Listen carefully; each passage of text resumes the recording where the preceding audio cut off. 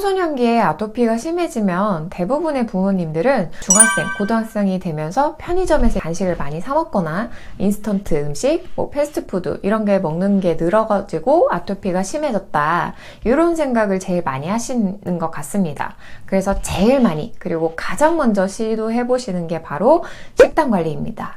밀가루나 인스턴트 끊는 정도의 가벼운 식단 관리부터 저히스타민 식단, 거의 비건에 가까운 식단처럼 강도 높은 식단 관리를 하시는 경우도 있습니다. 하지만 아무리 이런 음식을 피하고 야채를 많이 먹고 해도 증상이 완화되는 건 딱 그때뿐이고, 조금만 신경을 덜 쓰면 다시 아토피가 심해지거나 애초에 그냥 식단 관리를 해도 별로 호전되지 않아서 고민을 하시는 분들이 많습니다. 저도 어렸을 때 체질에 맞는 음식을 먹어야 나을 수 있다 라는 얘기를 들어서 소고기, 닭고기는 안 되고 돼지고기는 되고 생선이 제일 좋고 야채 중에서도 이건 되고 저건 안 되고 이런 얘기들을 많이 들어서 그걸 실제로 오랜 기간 잘 지켜봤었거든요.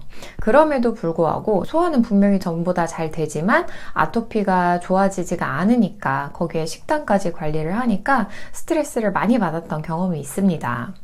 식단 관리가 도움이 된다고 하더라도 아이들이 언제까지 이렇게 원하는 대로 못 먹고 살아야 되냐 스트레스를 받아 하고, 부모님들은 언제까지 애한테 이렇게 못 먹게 해야 되냐 안타까워 하십니다.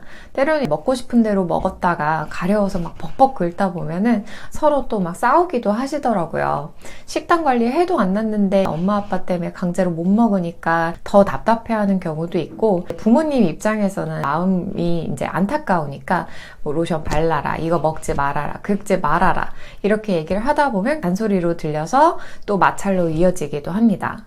문제는 이렇게 스트레스를 잔뜩 받으면 본인 상태에 맞는 치료가 만약에 진행된다고 하더라도 스트레스를 많이 받는 게 또다시 아토피의 악화 요인이 돼서 원래 기대했던 치료 효과가 나타나기 어려울 수도 있다는 점입니다. 이제 아토피는 1, 2주 이 안에 낫는 질환이 아니다 보니까 마라톤처럼 치료 과정에서 이제 페이스 조절이나 멘탈 관리 이런 부분도 중요한데, 아이들의 생활을 일일이 관리하다가 부모님부터 지쳐버리면 아이들도 이제 지치고 결국에는 치료를 하기 어려워지거든요. 아토피의 유형 중에서 소화기 염증형에 해당하는 경우, 그러니까 음식에 의해서 아토피가 시작되거나 악화된 경우가 아닌 라고 한다면, 다른 아토피의 경우에는 이렇게 철저한 식단 관리가 굳이 필요하지 않습니다.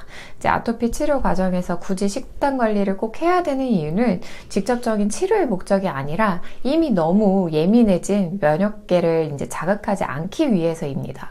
따라서 아이의 몸 상태를 먼저 살피고 그에 맞는 꼭 필요한 치료와 관리, 요거를 알아두신다면 이를 제외하고는 서로 스트레스를 받거나 잔소리해가면서 신경 쓰지 않아도 된다는 점을 미리 아셨으면 좋겠습니다. 그 다음으로 많이 생각하시는 부분이 우리 애가 공부 때문에 스트레스를 많이 받아서 생긴 건 아닐까? 운동 부족으로 체력이 떨어져서 아토피가 심해진 건 아닐까? 라는 점입니다.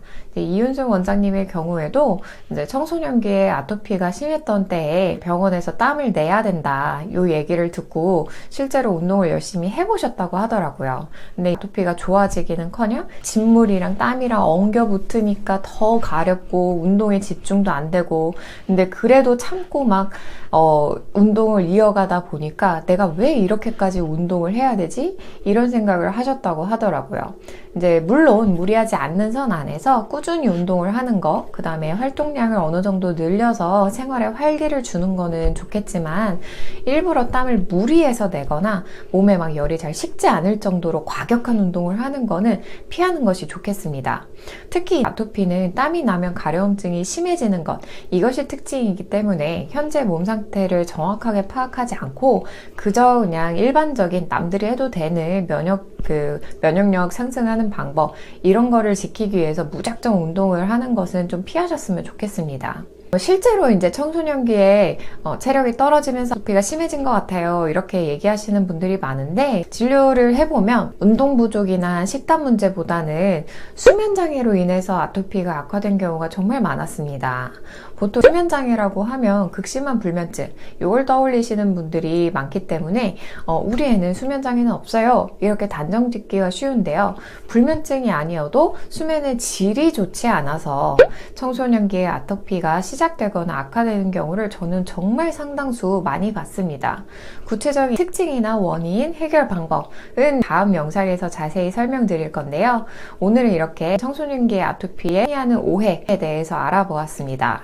단순히 좋지 않은 식습관이나 운동 부족 이런 것들 자체가 청소년기 아토피를 꼭 유발하는 것은 아닙니다. 따라서 성인 아토피와 마찬가지로 이제 현재 몸 상태를 정확하게 살피고 그에 맞는 치료를 시작해 보시기를 바라겠습니다.